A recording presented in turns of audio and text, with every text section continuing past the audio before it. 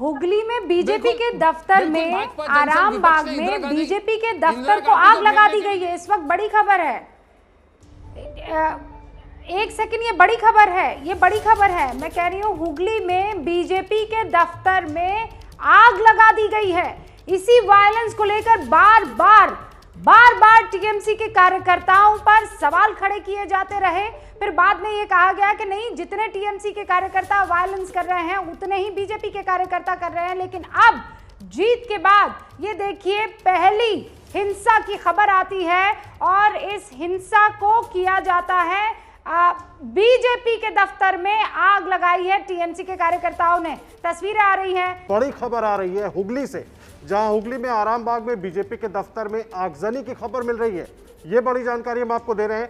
तस्वीरें इस वक्त देखिए आपकी टीवी स्क्रीन पर। हुगली में ये बीजेपी के दफ्तर की तस्वीरें हैं। बीजेपी 80 सीटों पर आगे दिख रही है। टीएमसी ने बढ़त बना ली है, टीएमसी सरकार बना रही है। कुंतल, ताजा जानकारी क्या है? देखिए, बीरभूम और हुगली से हिंसा की खबर सामने आ रही है। हुगली में बीजेपी के दफ्तर में, आराम बाग में बीजेपी की दफ्तर में आगजनी किया गया है और आरोप है तृणमूल कांग्रेस के समर्थकों पर, और तृणमूल कांग्रेस के समर्थकों ने हालांकि इनकार कर दिया है, इस आरोपों का खंडन किया है। और दूसरी तरफ बीरभूम में भी ये खबर सामने आ रही है कि एक बीजेपी के समर्थक को पीट कर हत्या कर दिया गया है।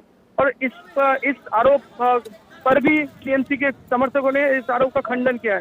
तो देखिए, ये नई नहीं है, पश्चिम बंगाल में इससे पहले भी हर चुनाव के बाद इस तरह की खबर सामने आती रही। लेकिन इस बार भी बहुत ही दुखद खबर है कि इस बार भी ये मतलब बंद नहीं हुआ है। और इससे पहले खुद मुख्यमंत्री ममता बनर्जी ने कहा था चुनाव से पहले, अगर टीएमसी ने जीत हासिल की तो ये बहुत चुनाव के बाद एक स्माइली चुनाव होगा। ये कहा था उन्होंने कि चुनाव के बाद इस तरह का जो टीएमसी समर्थकों को उन्होंने अनुरोध किया था कि कुछ ऐसा नहीं करना अगर जीत भी हासिल की थी तृणमूल कांग्रेस ने, जिससे कि कोई हिंसा फैले। लेकिन इस तरह की खबर अनफॉर्चुनेटली सामने आ रही है। तो टीएमसी की बहुत धन्यवाद आपका कुंतल। टीएमसी की जीत के बाद हुगली में आराम बाग में ये बीजेपी के दफ्तर में आगजनी हुई है। बड़ा सवाल यही है, चुनावी हिंसा तो हम देखते रहे, लेकिन अब क्या चुनाव के बाद भी इस तरह की हिंसा देखने को मिलेगी? Over to you Rubika.